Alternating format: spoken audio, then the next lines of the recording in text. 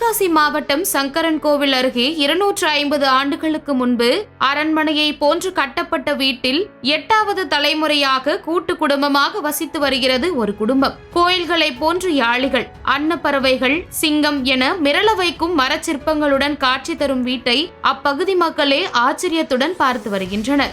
சங்கரன்கோவில் அடுத்து திருவேங்கடம் அருகே மைப்பாறை என்ற அழகிய கிராமம் அமைந்துள்ளது. இங்குள்ள பழைய காலத்து வீடு ஒன்று இன்றளவும் கம்பீரமாக காட்சியளிக்கிறது. அதாவது கடந்த 250 ஆண்டுகளுக்கு முன்பு இந்த கிராமத்தில் வசித்த கடையையா என்பவர் அருகில் உள்ள இளையரச நேந்தல் ஜமீனுடன் நட்பாக பழகி வந்துள்ளார். அப்போது ஜமீனுக்காக கட்டப்பட்ட அரண்மனையை பார்த்து வியந்த கடையையா தனக்கும் அதேபோல் வீடு ஒன்றை கட்ட வேண்டும் என்ற ஆசை இருப்பதாக ஜமீனிடம் கூறியுள்ளார். உடனே தனது நண்பனின் ஆசையை நிறைவேற்றும் வகையில் தனது அரண்மனை கட்டப்பட்ட அதே தொழிலாளர்கள் மற்றும் சிற்ப கலைஞர்களை கடையையாவுக்கும் அரண்மனை போன்று வீடு கட்டி கொடுக்கும்படி கட்டளையிட்டுள்ளார் அந்த ஜமீன். என்னோட பேர் திருப்பதிராஜ்.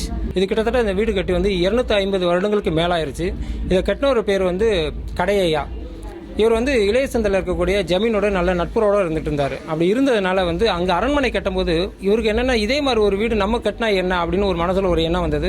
அதன் காரணமாக அங்கே அரண்மனை கட்டினதுக்கு அப்புறம் அதே ஆட்களை கூட்டு இங்கே தங்க வச்சு இந்த வீடுகள் கட்டினாங்க. வெளியில் 110 டிகிரி வெயில் அடித்தாலும் இந்த வீட்டுக்குள்ளே போனீங்கன்னா இது ரொம்ப குளுகுளுன்னு தான் இருக்கும், குளுமையாக இருக்கும். ஒரு ஏசி ரூம்குள்ளே போன மாதிரி அவ்வளோ ஒரு குளுமையாக இருக்கும்.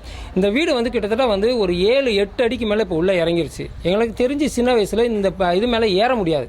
தரையிலேருந்து இந்த தென்னை மேலே, இது பேர் தென்னை, இந்த தென்னையில் ஏற முடியாது, அவ்வளோ உயரமாக இருக்கும். கிட்டத்தட்ட ஒரு 4-5 படிக்கட்டுகள், ஒரு படிக்கட்டுன்னு நீங்கள் கணக்கு பண்ணி 2 அடி உயரத்தில் இருக்கும். அந்த பெரிய கருங்கற்களை வச்சு போட்டிருக்காங்க. அந்த கற்கள்லாம் இப்போ உள்ளே முழுங்கிருச்சு.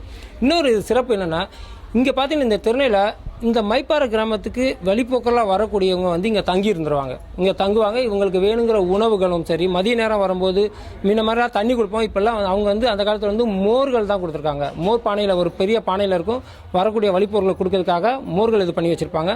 அது மாதிரி தங்கி இங்கே சாப்பிட்டுட்டு இங்கே தங்கி தூங்கிட்டு மறுநாள் காலையில் கிளம்பிட்டு போகிற அளவுக்கு இந்த இடம் மக்கள் பழைய காலம் எங்கள் முன்னோர்கள் அந்த அளவுக்கு ஒரு வழிபோக்க தொண்டு செஞ்சுட்டு தான் இருந்திருக்கிறாங்க. அவங்க முழுக்க சுண்ணாம்பு, கடுக்காய், முட்டை ஓடு ஆகியவற்றை மட்டுமே கட்டுமானத்திற்கு பயன்படுத்தி உள்ளனர். அதேபோல் பாதிக்கு பாதி மரவேலைகள் செய்யப்பட்டுள்ளது. இதற்காக ராஜபாளையத்திலிருந்து தேக்கு மர கட்டைகளை மாட்டு வண்டிகளில் கொண்டு வந்து வீட்டின் முகப்பு அறை என அனைத்திலும் மரவேலைகள் செய்துள்ளனர். வீட்டின் மேற்கூரை மரக்கட்டைகள், மண் ஓடுகளை பயன்படுத்தி உருவாக்கப்பட்டுள்ளது. முக்கியமாக வீட்டின் முகப்பில் திண்ணை அமைக்கப்பட்டு அதன் மேல் பகுதியில் கோவில்களை போன்று மரத்தால் ஆன யாளிகள், அன்னப்பறவை, சிங்கம் போன்றவற்றின் உருவங்களில் மரச்சிற்பங்களை செதுக்கியுள்ளனர். இந்த வீட்டில் இது 8வது தலைமுறை நாங்கள் வாழ்ந்துகிட்டு இருக்கோம். இது எங்கள் அத்தை, இவங்க பேர் கிருஷ்ணம்மாள். இவங்களுக்கு 95 வயசு ஆகுது. இந்த ஊர்க்கார் ஃபுல்லாக சப்போர்ட் பண்ணாங்களாம். அந்த வீடு கட்டையில் கட்டி தான் கட்டியிருக்காங்க. அவர் இந்த கட்டினவரை கோயில் பக்கத்தில் ஒரு சமாதா வச்சுருக்கு. நாங்கள் ஒரே கூட்டு குடும்பமாக தான் வாழ்ந்துக்கிட்டு இருக்கோம். இதில் 9 குடும்பம் எங்கள் குடும்பம். 9 பேரும் ஒருத்தருக்கு ஒருத்தர் ஒரு தாய் பிள்ளைங்க மாதிரி தான் வாழ்ந்துக்கிட்டு இருக்கோம். இன்னமும் அப்படி தான் வாழணும்னு ஆசைப்படுதோம்.